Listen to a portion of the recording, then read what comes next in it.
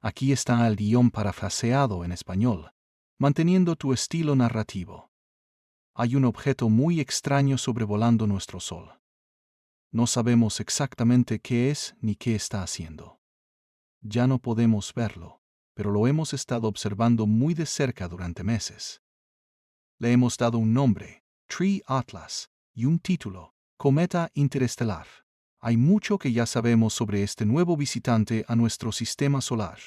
En apenas 4 meses, se han publicado casi 100 artículos de investigación sobre 3 Atlas, y hay mucha información adicional que no aparece en los registros oficiales. Parte de ella puede sonar bastante descabellada. Así que hoy vamos a separar el ruido de lo que importa y llegar al fondo de todo lo que realmente necesitas saber sobre 3 Atlas. Hablemos del recorrido de este objeto interestelar.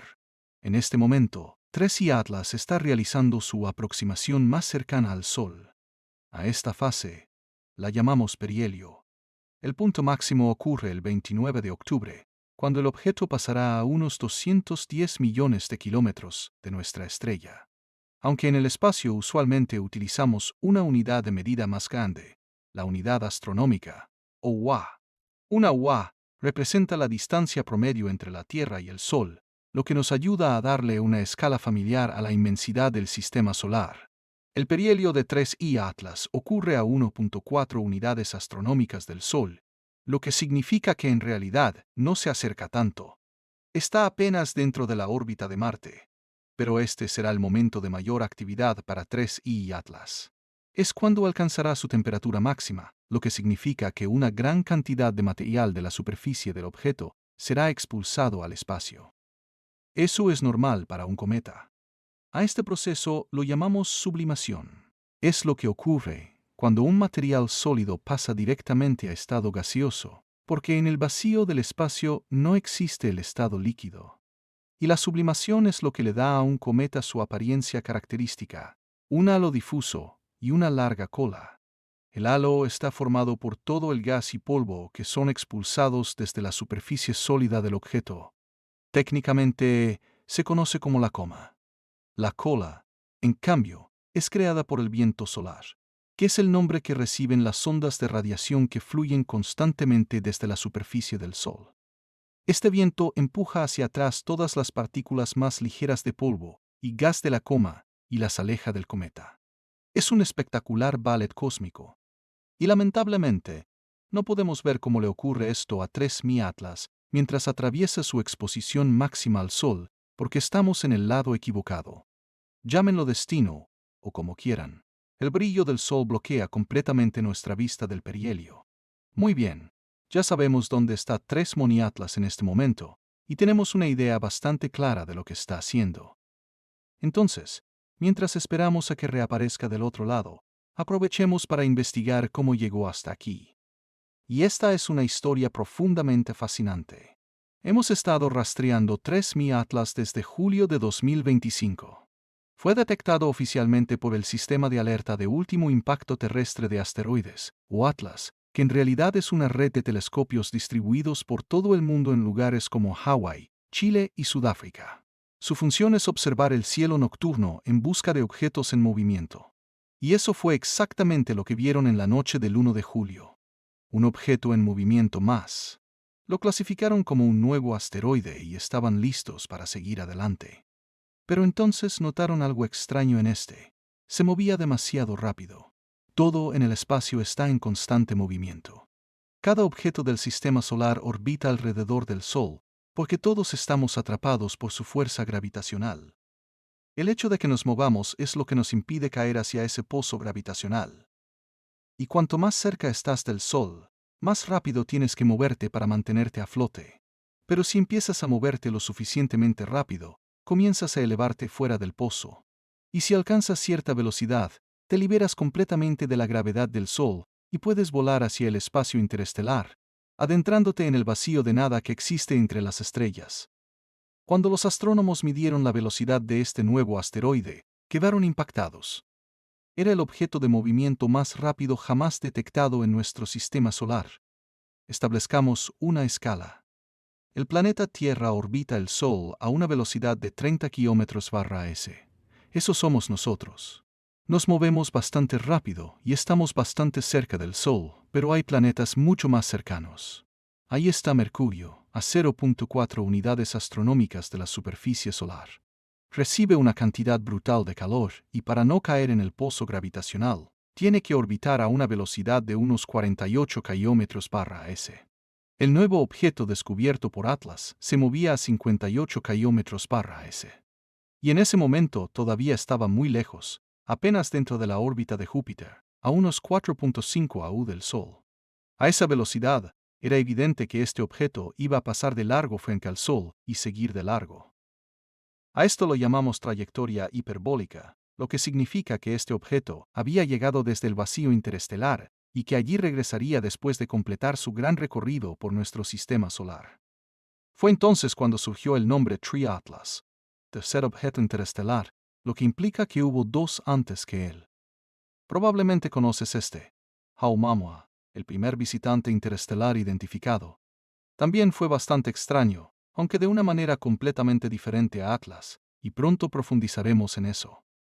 Pero también tenemos un segundo objeto interestelar, el hijo del medio muchas veces ignorado, Twomey-Borisov, que en realidad no fue tan extraño.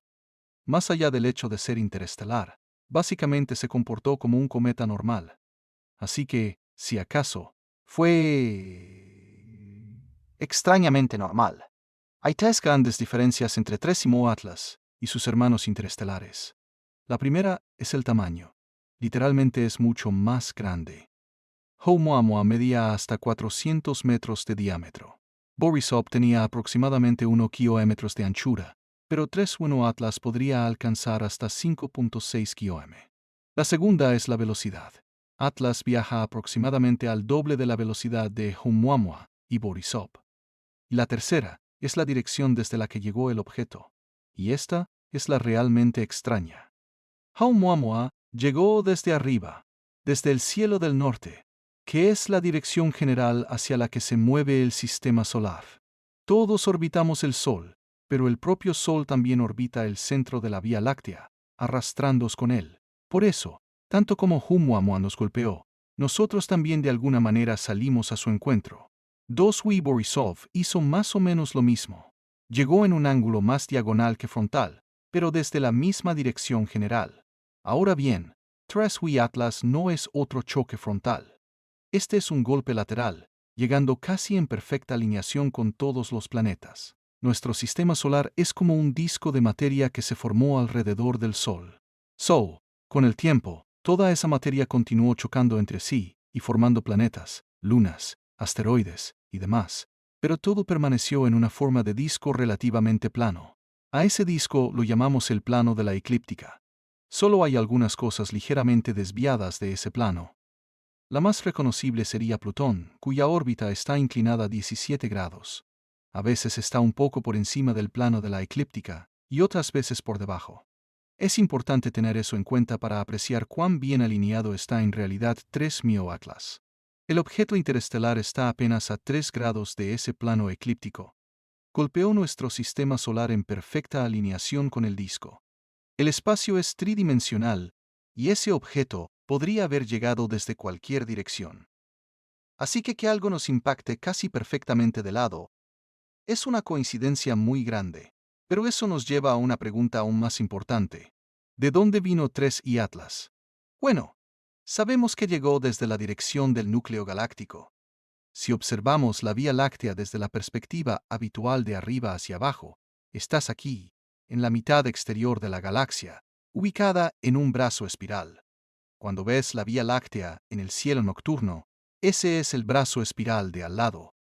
En fin, Atlas llegó desde la dirección de ese núcleo brillante en el centro. Brillante porque está repleto de estrellas mucho más densamente agrupadas que las de nuestro vecindario. Pero nuevamente, el espacio es tridimensional. Para entender de verdad de dónde se originó 3.000 Atlas, necesitamos voltear la galaxia y verla de lado. Al igual que nuestro sistema solar, la mayor parte de la materia de la Vía Láctea está concentrada en un disco delgado alrededor del núcleo. Pero también como nuestro sistema solar, hay algunas cosas que habitan por encima y por debajo de ese disco delgado. En la galaxia, A esa zona la llamamos el disco grueso. Está mucho menos concurrida, por lo que no se producen tantas colisiones masivas, explosiones de supernovas, agujeros negros y ese tipo de cosas. Así que los objetos en esta región tienden a permanecer sin ser perturbados durante periodos muy largos. Y es de ahí de donde los astrónomos creen que proviene 13I Atlas, esa antigua región del espacio, que podría tener hasta 7.6 mil millones de años, casi el doble de la edad de nuestro propio planeta. Probablemente nunca podremos rastrear el viaje de 13I Atlas hasta su punto de origen, pero los astrónomos han logrado retroceder más de 10 millones de años en su trayectoria e identificaron 93 estrellas con las que el objeto se habría cruzado durante ese periodo. Pues, lo verdaderamente fascinante es que, a lo largo de esos 10 millones de años, la mayor cercanía que habría tenido con cualquiera de esas 93 estrellas fue de 0.3 años luz de distancia. Esos son 63,0000 unidades astronómicas. Y ahora mismo, 3. Atlas está a solo 1.4 AU de nuestro propio Sol. Hablemos un poco más sobre cómo 3. Atlas se acercó al Sol y qué aprendimos de él en el camino. Aunque fue descubierto oficialmente el 1 de julio, en realidad fue captado por primera vez el 7 de enero de 2026. Apareció en imágenes tomadas por el Satélite de Exploración de Exoplanetas en Tránsito, o TESS, un observatorio que orbita la Tierra y mira profundamente hacia la galaxia en busca de nuevos planetas en otros sistemas estelares. Durante aproximadamente un mes, TESS estuvo apuntando casualmente en la dirección de 3Mi Atlas, lo que nos dio la oportunidad de rastrear el objeto mientras atravesaba la órbita de Júpiter. Lo primero que querían medir los astrónomos era el brillo del objeto y cómo cambiaba con el tiempo, ya que eso nos dice de qué está hecho. Sabemos que en el periodo de un mes en que TESS observó 3 Atlas, este recorrió aproximadamente 1 UA en dirección al Sol. Por lo tanto, esperábamos que se fuera volviendo más brillante con el tiempo. Los astrónomos usan el término flujo para describir el brillo percibido de un objeto en el espacio. Un ejemplo de cómo funciona esto. Piensa en lo brillante que parece el Sol desde tu ubicación al mediodía en un día despejado. Ahora imagina que te transportan a la superficie de Mercurio. Ese mismo Sol de repente parecerá muchísimo más brillante, lo suficiente como para incinerarte. La intensidad real del Sol no cambió, solo tu percepción de ella. Eso es el flujo. Los astrónomos tenían la hipótesis de que el flujo de 3Mi Atlas aumentaría en un factor de 1005 entre mayo y junio. Pero los datos de TESS mostraron que el flujo en realidad aumentó en un factor de 5. Eso representó un aumento masivo en la cantidad de luz reflejada por este objeto, y así fue como supimos que no era un asteroide. Tenía que ser un cometa que estaba empezando a formar su coma de gas y polvo, que es la que refleja todo ese exceso de luz. Sin embargo, hay dos cosas extrañas en esta observación. La primera tiene que ver con la polarización de la luz. Este es un concepto difícil de explicar. Así que, vamos a simplificarlo. Cuando la luz del Sol golpea esa nube de gas y polvo alrededor de 3Mi Atlas, se dispersa en diferentes direcciones. Pero la dirección en que rebota la luz no es aleatoria. Puede decirnos mucho sobre el material con el que está interactuando. Si la luz se dispersa hacia un lado en un ángulo recto o perpendicular, la llamamos polarización positiva. Si la luz rebota directamente hacia atrás en una dirección paralela, la llamamos polarización negativa. La mayoría de los objetos en el espacio tienen una polarización mayormente positiva, incluso los objetos interestelares. 2 Borisov era positivo, pero 3 Atlas es negativo. Y no solo eso, tiene la polarización negativa más extrema de cualquier objeto jamás descubierto. Eso es bastante extraño. Y es solo una de las muchas particularidades de 3Mi Atlas, que nos recuerda que no todos los sistemas solares son iguales. Lo que aquí consideramos normal sería raro en otro lugar, y lo que es normal en otro sistema estelar, aquí se considera extraño. La segunda sorpresa sobre la coma de 3Mi Atlas fue el simple hecho de que existiera. Recuerda que estamos hablando del periodo entre mayo y junio, cuando 3Mi Atlas todavía estaba muy lejos, más allá de la órbita de Júpiter, a más de 5 AU del Sol. Allá afuera hace mucho frío, tanto que normalmente no detectamos cometas a 5 AU, porque todavía no han comenzado a formar su coma. Siguen completamente congelados.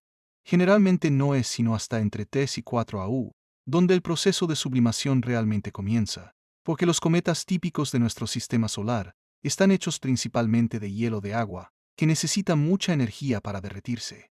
Pero a medida que continuamos observando a 3 Pronai Atlas y comenzamos a apuntar nuestros telescopios más potentes directamente hacia él, descubrimos que la coma estaba dominada por dióxido de carbono gaseoso. Sí tenía algo de vapor de agua, pero la proporción de CO2 era mucho mayor, aproximadamente de 8:1.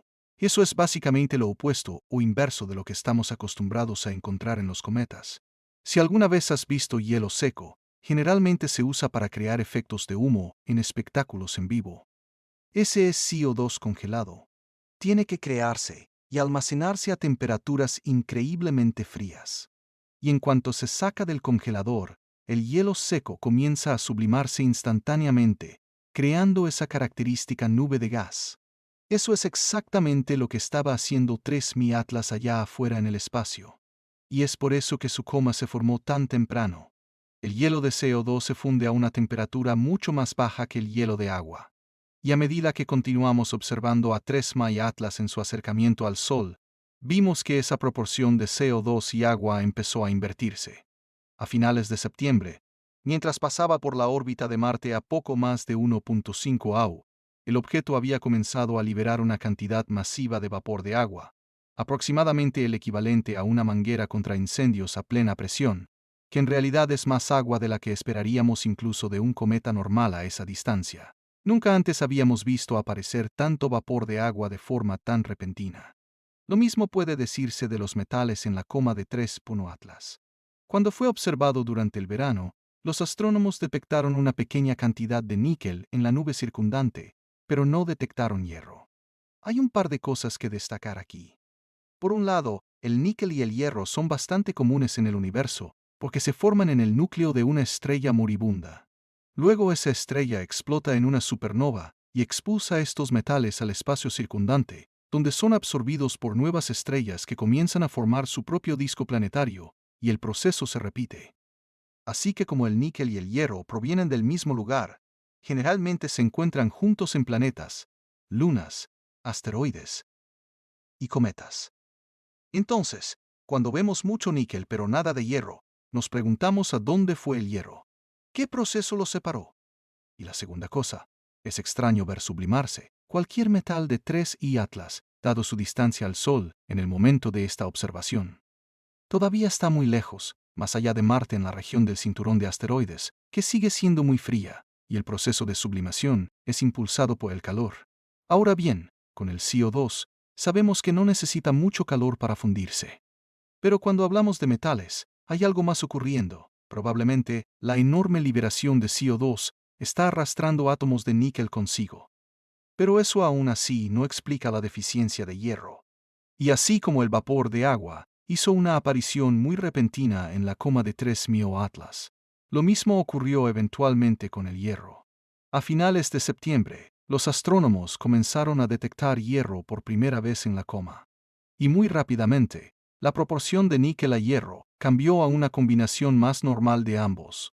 Así que, 3.1 Atlas se está volviendo más normal con el tiempo, pero llega allí de una manera muy extraña. Hablemos ahora de las colas. Este es otro ámbito donde 3I Atlas se ha comportado de manera diferente a un cometa promedio, y eso se debe principalmente a que la primera vez que vimos formarse una cola alrededor de 3I Atlas durante el verano, apuntaba en la dirección equivocada. Este objeto formó inicialmente una cola orientada hacia el Sol. Esto es inusual, porque la cola se considera un efecto de la interacción del viento solar con la coma. El viento solar sopla alejándose del Sol, por lo tanto esperamos que la cola fluya en esa dirección. En este caso no fue así, lo cual podría estar relacionado con la formación temprana de la coma, que se debió a la alta concentración de CO2. Como el objeto comenzó a sublimarse a una distancia muy grande del Sol, es posible que el viento solar todavía no fuera lo suficientemente fuerte para empujar la nube de gas y polvo. Lo que vimos fue más bien esa nube acumulándose en el lado cálido del objeto, el lado orientado al Sol, antes de que encontrara un viento lo suficientemente fuerte para formar una cola convencional, que es lo que 3Y Atlas eventualmente hizo. Para septiembre, se había desarrollado una cola corta en forma de abanico alejándose del Sol.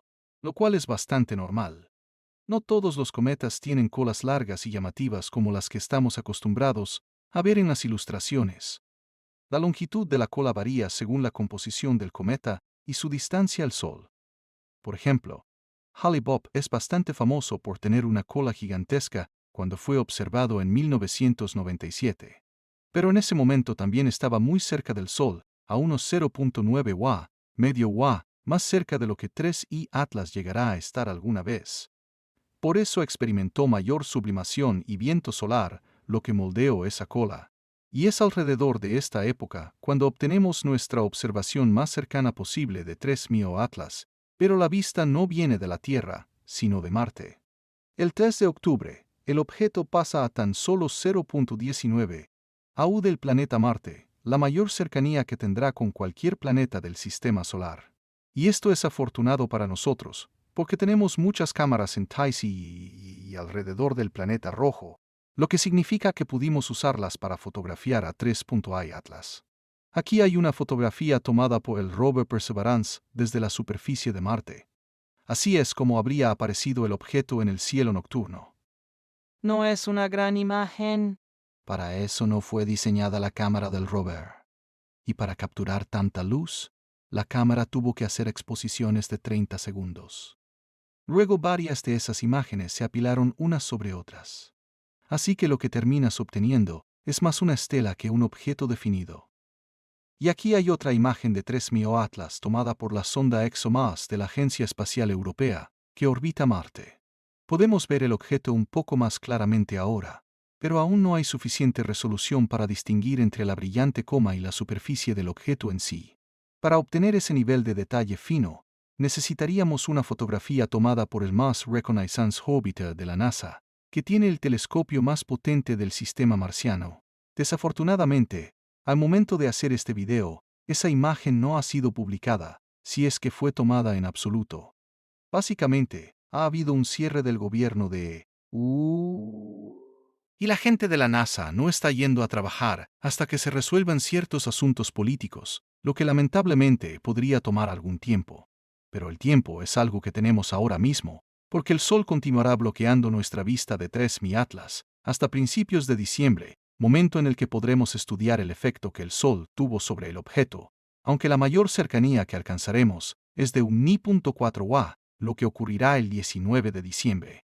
Para entonces, 3MIO Atlas estará bien encaminado fuera del sistema solar. Pero aún queda un último encuentro cercano.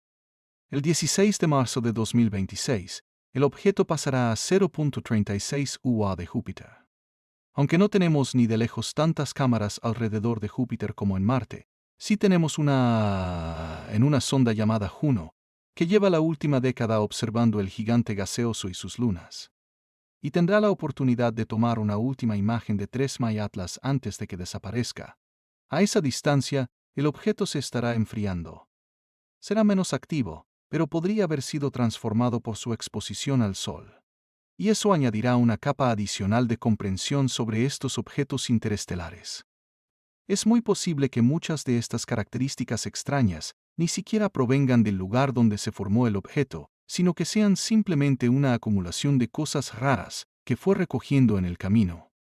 Por ahora, solo podemos especular, pero más respuestas, y probablemente más preguntas, están por llegar.